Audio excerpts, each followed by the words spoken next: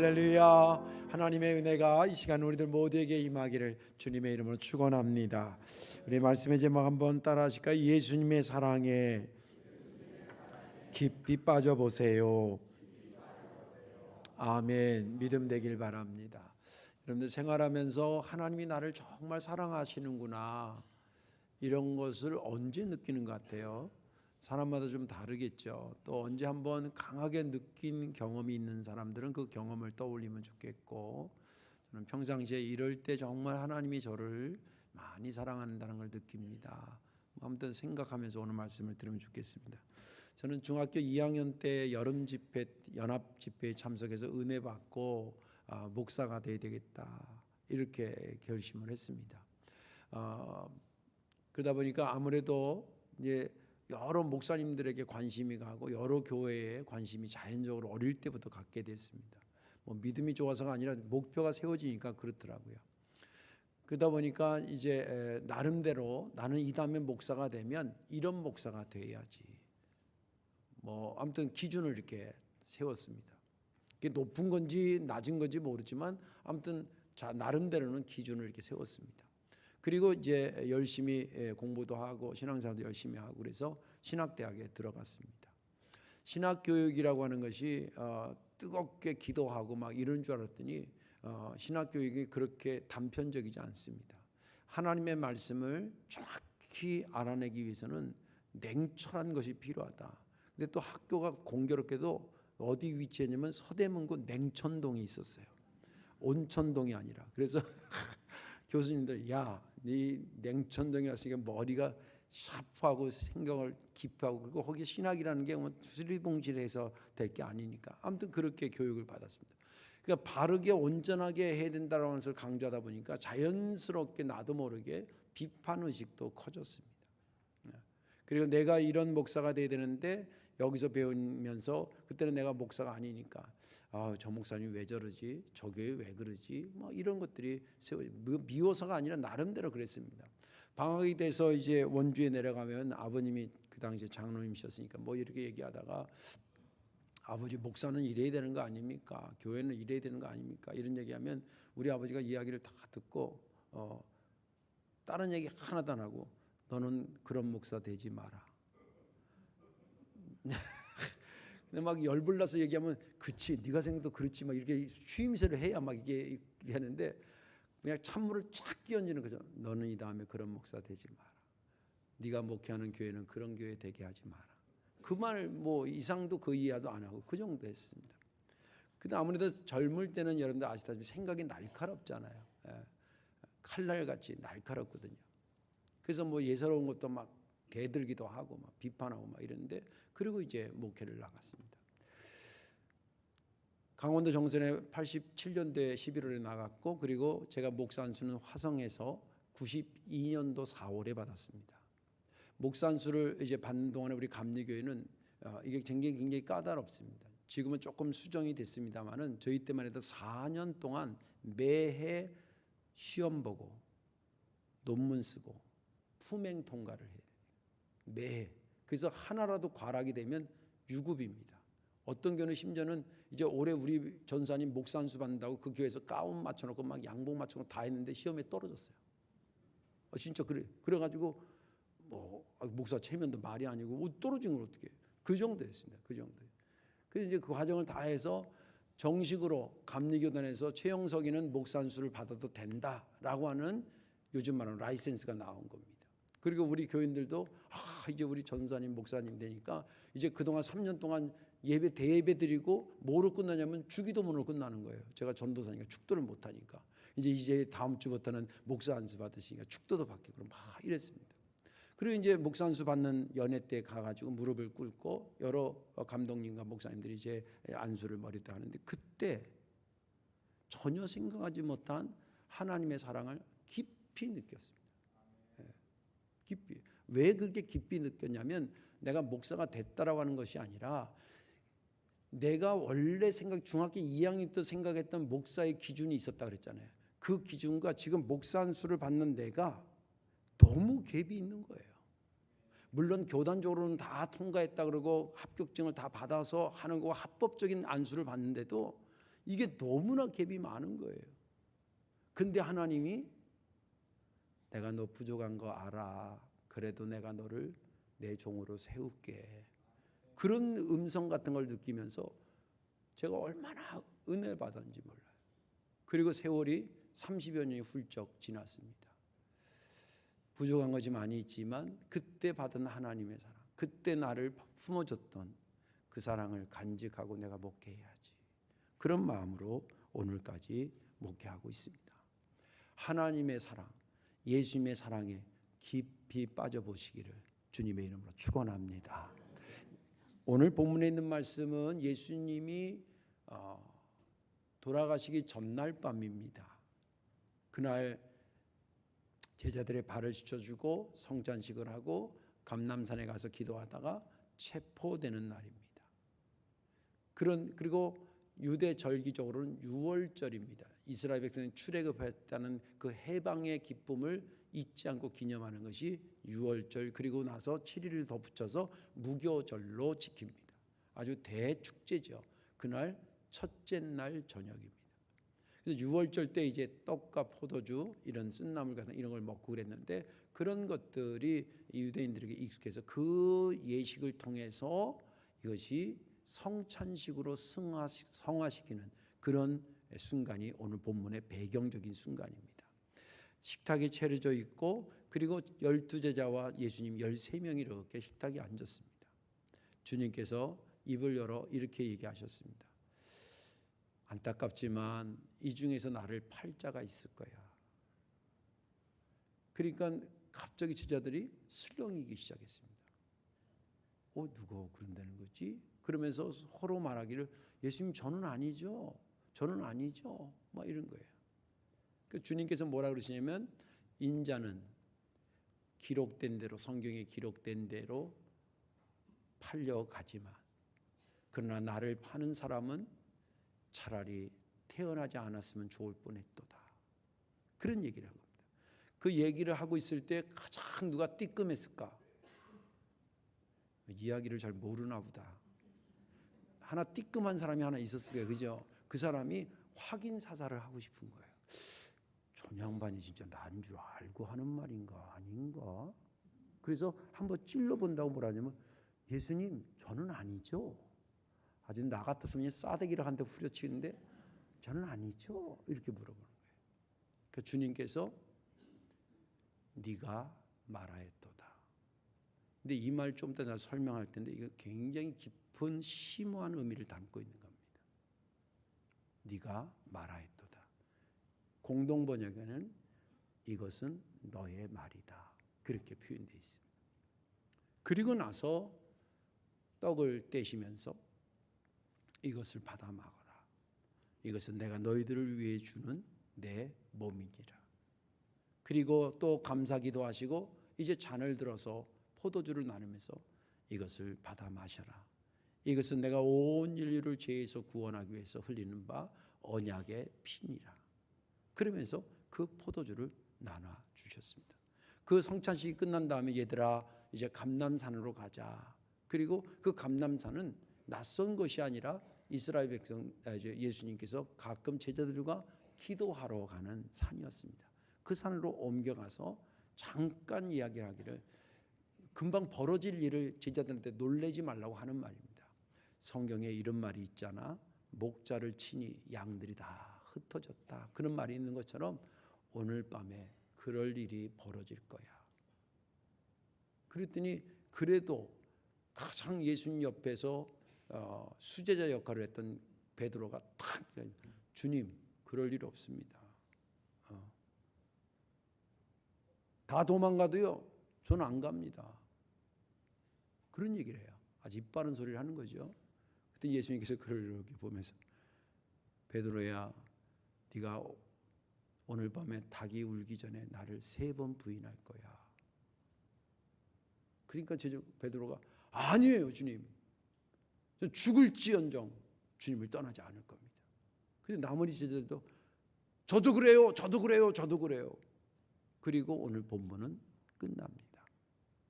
저는 본문을 보면서 제가 깊이 묵상했던 것은 뭐냐면, 세상에 이런 제자들을 데리고 지금 성찬식을 하는 거예요. 그때 예수님의 심정과 그리고 그럼에도 불구하고 그 일을 감당하시는 예수님의 마음의 폭, 이런 것들 정말 제가 옮겨갈 수 없는, 내가 실천하기 정말 어렵지만 너무 감동적인 그런 예수님의 모습을 보면서 은혜가 많이 됐습니다. 오늘 말씀에 여러분들 은혜 받으시고 그 성찬을 통해서 주님께서 우리에게 보여준 사랑이 있거든요. 그 사랑을 어떻게든지 내 삶의 원리로 가져오시는 지혜로운 자, 믿음의 사람 되시기를 주님의 이름으로 축원합니다. 자, 성찬을 통해서 예수님이 보여주신 사랑이 그럼 뭐냐? 첫째는 주는 사랑입니다. 주는 사랑. 26절에서 28절의 말씀 보면 그들이 먹을 때 예수께서 떡을 가지사 축복하시고 떼어 제자들에게 주시며 이르시되 받아서 먹어라, 이것은 내 몸이니라 하시고 또 잔을 가지고 감사기도 하시고 그들에게 주시며 이르시되 너희가 다 이것을 마시라, 이것은 죄사함을 얻게 하려고 많은 사람을 위하여 흘리는 바 나의 피 곧 언약의 피니라. 내용은 아주 심플하고 간단합니다. 유대인들에게 성찬식은 아니었지만 그들에게 유월절에 떡과 포도주를 먹는 건 아주 일상이었기 때문에 거기에 영적인 의미를 주면서 이제는 이것은, 이 떡은 더 이상 떡의 의미가 아니라 내가 너희를 위해 준 내 몸의 의미다. 이 포도주는 더 이상 단순히 포도주의 의미가 아니라 내가 너희들의 죄를 위해서 흘리는 바 내 언약의 피, 나의 피의 의미를 갖고 있다. 그러면서 이것을 통해서 그들에게 말해준 겁니다. 다시 말해서 예수님은 이 성찬식을 통해서 당신이 제자들에게 주는 사랑을 나타내기 위해서 하셨던 것입니다. 로마서 5장에 이렇게 기록되어 있습니다. 로마서 5장 8절에 우리가 아직 죄인 되었을 때에, 깨닫지 못했을 때에 그리스도께서 우리를 위하여 죽으심으로 하나님께서 우리에 대한 자기의 사랑을 확증하셨느니라. 죽음을 통해서 하나님 사랑을 나타낸 것처럼 성찬식을 통해서 당신의 사랑을 우리에게 나타내셨다는 겁니다. 그런데 이런 주는 예수님의 사랑이 왜 그렇게 우리가 잊지 말아야 되고 거기에 빠져야 되고 그 사랑을 소유해야 되느냐? 그 사랑의 특징이 있기 때문에, 감동적인 특징이 있기 때문입니다. 여러 가지가 있는데 그 중에 하나가 뭐냐면 예수님의 주는 사랑은 타자 중심적인 사랑이었기 때문입니다. 다시 말씀드려서 예수님이 살과 피를 주신다 그럴 때 내가 살과 피를 주고 싶어서 그런 게 아니라, 그게 원인이 아니라, 또 그것을 통해서 자기 만족을 취하기 위해서 이걸 주는 것이 아니라 그들에게 그게 필요하기 때문에 줬다는 거예요. 잘 들으셔야 됩니다.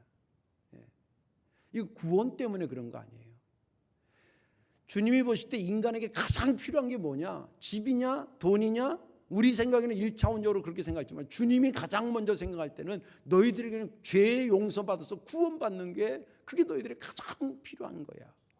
근데 그것이 죄에서 건진받으려면, 지난주에도 사랑의 프로젝트에서 얘기했지만 그냥 아무렇게나 되는 게 아니라 피 흘림이 있어야 사함이 되는데, 저들이 죄인인데 저들을 사랑하면서 저들을 보니까 저들이 뭘 필요로 하냐면 내 몸과 피를 필요로 하는 거예요. 당신이 몸과 피를 주면서 내가 너를 엄청 많이 사랑했다는 것을 나타내려고 하는 것이 아니라, 이런 예수님이 주실 수 있는 게 얼마나 많아요. 축복권도 있으시고, 그죠? 또 능력도 있으시고 말이죠. 또 말씀을 잘 보는 지혜도 있을 텐데, 내가 너에게 지혜를 준다든지, 내가 너에게 능력을 준다든지, 내가 너에게 뭐 딴 거 준다, 이런 걸로 다 줄 수도 있는데 왜 주님은 내 살과 내 피를 준다 그랬냐? 그들이 그게 필요하기 때문에 주는 거예요. 여러분들, 예수님께서 주신 것을 보면 이런 것을 뭐라 하냐면 타자 중심적인 사랑이에요. 내 중심적인 사랑이 아니라, 사람이 누구한테 베풀고 나눠주면 내 만족이 있어요. 진짜 기뻐요. 근데 그걸 위해서 주는 게 아니라 저 사람한테 진짜 필요한 것이 무엇인지를 알고 그것을 주는 거예요. 그게 나한테 힘들고 어려워도 그걸 찾아주는 거예요. 사랑 안 하려면 모르겠지만 사랑하려면 그랬다는 거예요. 누가복음에 보면 여러분들 그런 이야기 아시잖아요. 중풍병자가 도저히 혼자 예수님한테 못 가니까 친구들이 들 거에 하고 갔는데 어느 집에서 예수님이 복음 증거하는데 도저히 사람이 많아가지고 들어갈 수가 없어요. 그래서 지붕으로 올라가서 지붕을 뚫고 들걸어 들어내리잖아요. 그때 주님께서 그 사람한테 뭘 가장 먼저 얘기를 하냐면 주님이 그 사람을 보니까 너한테 진짜 필요한 것은 병고침이 먼저가 아니라 너한테 진짜 필요한 것은 죄를 용서받는 게 먼저 필요하다. 그래서 많은 사람들이 그것 때문에 공격을 나중에 엄청 받아요. 그래도 그 사람이 필요하니까 그 사람에게 네 죄사함을 받았느니라. 그렇게 하고 나서 이제 병고침도 두 번째로 허락해 주셨습니다. 이게 뭐냐면 타자 중심적인 사랑입니다. 교회에서도 이웃 사랑해야 되는 거 많이 실천합니다. 우리 교회 예를 들어볼게요. 많이 하는데 그때 조심하셔야 돼요. 목사도 의식이 있어야 되고 교인도 비슷한 의식이 있어야 돼요.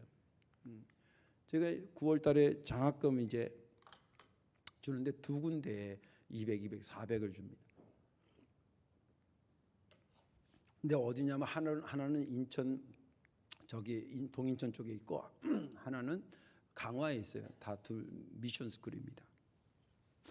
근데 이제 우리 김희섭 장로님하고 한상님 권사하고 저하고 이제 세 명이서 항상 제가 바빠도 시간 내서 이제 가는데, 근데 동선이 이제 좀 거리가 있는 거예요. 그래서 맨 처음에 세우기는 영화여고를 간 다음에 그다음에 덕신고등학교를 가서 이렇게 오면 한 3-4시간이면 갔다 오겠더라고요. 그래서 이제 한상님 권사님이 연락을 했는데 저희가 맨 처음에 가려는 학교에서는 우리가 원하는 시간보다 1시간인가 빨리 오래. 그리고 두 번째 가려고 하는 학교에서 연락했더니 거기 우리 가려고 하는 시간보다 2시간인가 늦게 오래. 아니 지금 내가 돈 싸들고 지금 주로 가는데 우리 시간에 맞춰야지. 우리가 그 학교 시간에 맞춰야 되냐라는 생각이 옳겠어요, 틀린 거예요. 맞춰줘야 돼, 안 맞춰줘야 돼. 그 학교 일정이 다 있고 애들 그런 거 있잖아요. 그래서 그렇게 하겠다 그랬어요. 일찍 오라면 저희가 일찍 가고 늦게 오라면 늦게 가는 거예요. 뭐예요? 그 학교에서 원하니까. 그리고 아이들 줄 때도 그냥 애들 앞에서 막 이렇게 하지 말고 받을 애들만 교장실로 잠깐 불러서 여기서 잠깐 세레머니가 작더라도 같이 기도하고 은밀하게 하고 애들도 누가 받은지도 몰라. 그러나 개인적인 프라이버시가 있으니까 그거 지켜주면서 그렇게 하고 왔어요. 또 행복 나눔 우리가 봄 가을로 이렇게 하잖아요. 몇백만 원 들여서 하잖아요. 맨 처음에는 저희가 이제 박스에다가 기본적으로 이런 생필품은 필요하겠다. 그래서 박스를 만들어 가지고 한 50개 쌓아놓으니까 진짜 볼만하더라고요. 마음이 뿌듯하더라고요. 그래가지고 이제 기도하고 장로님들하고 사진 한 장 찍고 이제 쫙 보냈습니다. 이제 한 번 다 한 다음에 피드백을 이렇게 받잖아요. 받았더니 아유 교회에서 이런 거 주셔서 너무나 감사한데 사실은 저는 이거보다 요게 더 급한데 이런 얘기들이 하나둘씩 나오는 거예요. 그럼 우리 좋자고 나눠주는 게 아니라 그분 좋자고도 나눠주는 거니까 그럼 어떻게 하면 좋겠냐? 상품권으로 주면 자기들이 필요한 거 급한 거 먼저 물론 액수는 크지 않지만 그런 거 사겠다. 아 그러면 그렇게 하자고. 그죠? 뭐 이따만큼 쌓아놨던 박스에서 요따만한 게 됐어요. 그 좀 기분이 조금 허전한데 그들이 원하니까. 이것도 언제 어떻게 바뀔지 몰라요. 또 쌀트리 했잖아요. 쌀트리. 성탄절 쌀 해가지고 그 120% 들어가거든요. 그 쌀 해가지고 막 나눠줬더니 또 들려오는 거기 피드백이 뭐냐면 아 쌀은 있는데 라면이 없는데. 그래요? 그럼 라면으로 쌀도 하고 라면도 하고. 그래서 쌀트리가 쌀 라면 트리가 된 거예요. 우리 주기 편하게로 하려고 우리 만족을 위해서 주는 것이 정말 사랑일까? 물론 그렇게 안 하는 것보다 주는 사랑이라는 것이 요즘 시대에 이런 빡빡한 시대에 주는 사랑이라는 단어 자체가 우리를 흐뭇하게 하지만 주님은 거기서 한 단계 더 가서 내가 주긴 주는데 네가 필요한 것부터 줄게. 이게 주님의 사랑의 특징이에요. 그러니 이게 감동이 안 될 수가 없는 거예요. 또 거기에다 주님은 또 뭘 추구하시냐면 이걸 주시는데 아까워하지 않고 전부 주시는 거예요. 여러분들 몸과 피를 줬다는 게 다 줬다는 거 아니겠어요? 내가 줄 수 있는 것에 전부를 줬다는 표현을 여러분 뭐로 할 수 있겠어요? 또 실제 어떤 것이었겠어요? 여러분들 가지고 있는 돈을 다 줬다 그래도 돈보다 더 귀한 생명은 나한테 있잖아요. 몸과 피를 줬다는 것은 전부를 줬다는 거예요. 내게 가지고 있는 가장 소중한 것을 너한테 줬다는 거예요. 그리고 그걸 주실 때 주님 아깝다는 얘기를 한 구절도 쓰지 않았어요. 이게 주님께서 주시는 마음이에요. 이 마음을 어떻게 아느냐? 주님께서 주신 이후에 그 다음 이동한 장소를 보면 그게 전부 주셨구나, 아까워하지 않고 주셨구나 하는 것을 해석할 수가 있어요. 감람산에 가셨습니다. 거기서 성경은 말하기를 예수님이 그 십자가 지기 위해서 온 몸과 온 피를 주는, 이게 말이 그렇지 쉬운 거예요. 그래서 그것을 굳히기 위해서 땀이 피가 되도록 기도했다고 그랬어요. 저는 그 본문을 볼 때마다 예수님은 십자가의 사형에서 피를 처음 흘린 게 아니에요. 이미 겟세마네 동산에서 피를 쏟기 시작한 거예요. 그리고 거기서부터 모든 것을 전부를 아낌없이 준다라고 하는 것을 거기서부터 이미 시작한 거예요. 십자가만 통해서가 아니라. 이게 주님의 주는 사랑의 특징이었습니다. 타자중행적이고, 그리고 아낌없이, 그리고 전부를 주셨다는 것. 이 사랑이 제자들에게만 있는 것이 아니라 우리가 받은 사랑이라는 것 잊지 않기를 주의 이름으로 축원합니다. 그 다음에 두 번째 사랑은 뭐냐면 품는 사랑입니다. 조금 전에 것이 주는 사랑이라면 두 번째 사랑은 품는 사랑입니다. 25절에 보면 예수를 파는 유다가 대답하여 이르되 랍비요 나는 아니지요. 대답하시되 내가 말하였도다 하시니라. 이것은 예수님께서 제자, 아까도 얘기한 것처럼 그런 누가 나를 팔리라는 얘기할 때 가장 끼끔한 사람이 누구였냐면 가룟 유다였거든요. 근데 이걸 확인을 해야 될 것 같아. 모르고 저런 말을 할 수, 또 나 말고 다른 사람 얘기하는, 이래가지고 나 아니죠 이렇게 예수님을 떠보는 거예요. 그때 주님께서 네가 말하였도다, 이 말은요 엄청난 절제된 말이에요. 이 신학적으로 굉장히 심오한 말입니다. 마치 그 가늠하다 붙잡힌 여자 이 중에 죄 없는 자가 먼저 돌로 치라의 그런 어떤 명언, 그는 기가 막힌 말씀처럼 저는 네가 말하였도다 이 말도 어마어마하게 명언입니다. 제3자가 이 얘기를 듣는다고 생각해요. 저 아니죠. 그때 제3자가 정확히 하려면 뭐가 아니야 임마 너잖아 이러면 제3자가 다 알아듣습니다. 오, 쟤가 팔려고 그랬나 봐. 근데 네가 말하였다, 여러분들 제3자 입장으로 한번 생각해. 네가 말하였도다 그 말은 네가 팔으려고 했다는 것도 아니고 안 팔려고 한다는 말도 아니에요. 엄청나게 절제된 말.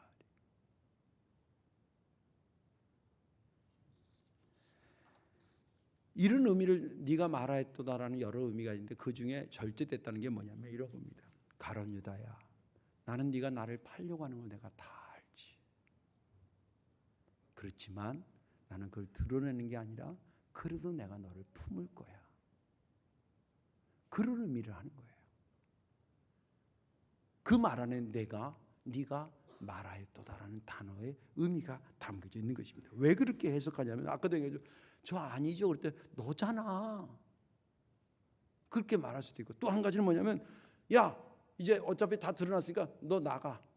내가 너를 위해서 너를 위해서 내 몸과 내 피를 주기는 아까워. 너 나가. 너 나가야지 나 성찬식 할 거야. 라고 하지 않으셨어요. 아유 목사님 성찬식 하는데 너 나가 그런 사람 있어요? 우리 감리교 역사 있었어요. 이 장로교인들한테 가서 얘기하면 안 돼요. 우리 감리교회 초대 목사님이 요한 웨슬리 목사님, 이번에 미국에 선교하러 갔거든요.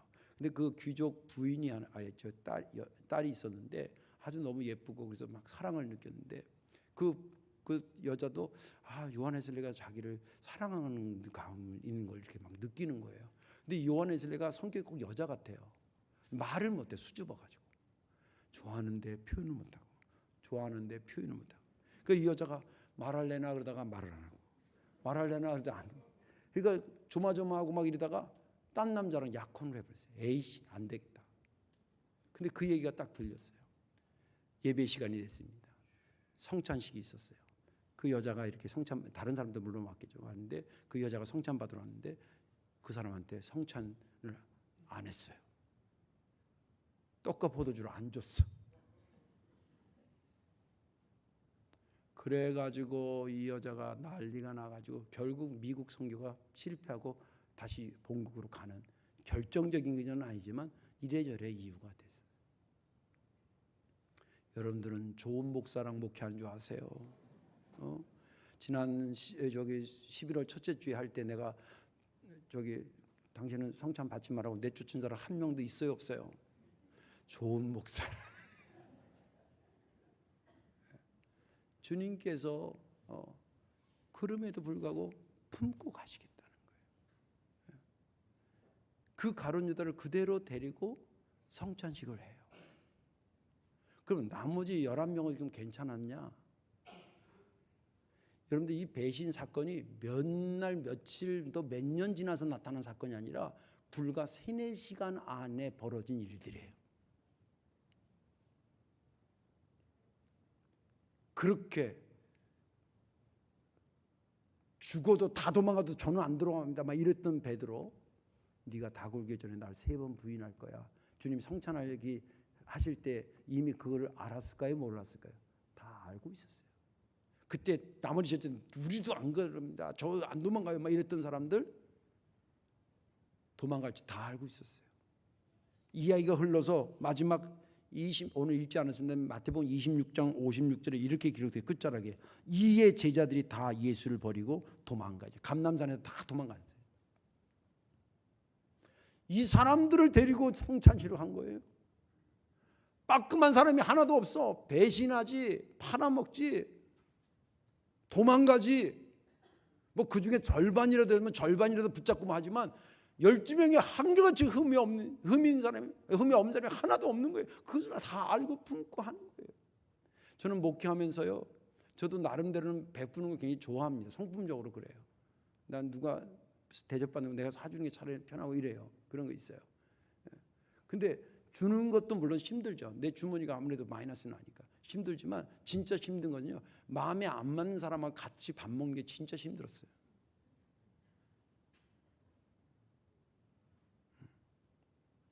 진짜요. 그래서 내가 이 성찬을, 이 말씀을 볼 때마다 정말 예수님이 진짜 대단하신 분이에요. 품는 사랑이에요. 품는 사랑이에요. 예수님의 12제자만 이런 주님의 품는 은혜를, 사랑을 받았을까? 우리가 얼마 전에 성찬식 했으면 그 성찬식 주님이 제정한 거니까 우리가 성찬 받은 건 우리도 주님의 그 사랑을 받은 사람들이에요. 이제 그냥 살면 안 되는 거예요. 우리도 뭔가 흉내라도 내면서 살아야 되는 거예요. 자, 지금 한번 생각해 보세요. 눈을 살짝 감아도 돼요. 내 마음에 지금 마음에 안 드는 사람 한 명만 떠올려 보세요. 절반 이상이 남편이라 그러는 것 같아. 아이, 그 인간 아주 품고 갑시다. 품고 갑시다. 품어줘서 우리가 된 거고요. 품어주라고 우리를 품어주신 거예요. 목회하면서 이게 참 어려운 건데, 사역하면서 일상을 하면서 참 어려운 건데 우리가 그 은혜로 성찬을 받은 것입니다. 그것이 주님이 성찬을 통해서 우리에게 주신 사랑이었습니다. 이제 말씀을 정리하겠습니다. 우리가 1년이면 3차례 혹은 4차례 성찬식을 합니다. 사실은 매 예배마다 해야 되는데 시간상 여러 가지 여건상 그렇게 합니다. 얼마 전에 추수감사 들 때도 아마 성찬 받으면서 주님, 나 같은 걸 위해서 몸과 피를 주셔서 너무 감사해요. 잊을 수 없어요. 고맙습니다. 그런 마음으로 성찬을 받으셨을 겁니다. 이제 앞으로 성찬이 있게 되면 거기에 한 가지를 더 추가하셔야 됩니다. 주님, 저 이 성찬을 통해서 주님의 사랑에 빠지게 해주세요. 제가 아낌없이 전부 주면서 타자 중심적인 사랑을 따라가게 하시고 베푸는 사랑을 뛰어넘어 품는 사랑에까지 나를 인도해 주세요. 그런 마음을 가지고 성찬에 임해서 우리 교회가 누가 어떤 분이 우리 교회만 들어오면 여기는 왜 이렇게 예수님의 사랑의 향기가 이렇게 짙지? 또 그 사랑을 실천하는 교인들을 보면서 야, 정말 여긴 작은 천국 같아 라는 고백들이 여러분들 느끼고 또 새 가족들도 느끼고 그런 교회 되도록 주님의 사랑에 깊이 빠지시기를 주님의 이름으로 축원합니다. 기도하겠습니다. 이루 헤아릴 수 없는 주의 사랑, 우리가 알고는 있었지만 오늘 성찬을 통해서 또 베푸신 주시는 사랑, 품어주시는 사랑, 우리가 말씀을 통해 새롭게 또 듣게 하시니 감사합니다. 그 성찬식을 2000년이 지난 우리 성도교회에서도 하고 있는데 성찬을 받은 우리로서의 거룩한 사명감 가지고 거룩한 숙제를 풀어가며 살아가는 우리가 되게 하여 주옵소서. 우리도 주님처럼 주는 사랑에 익숙한 자가 되게 하시고 품는 사랑에 월등한 자들이 되게 도와 주옵소서. 예수님의 이름으로 축복하며 기도하옵나이다. 아멘.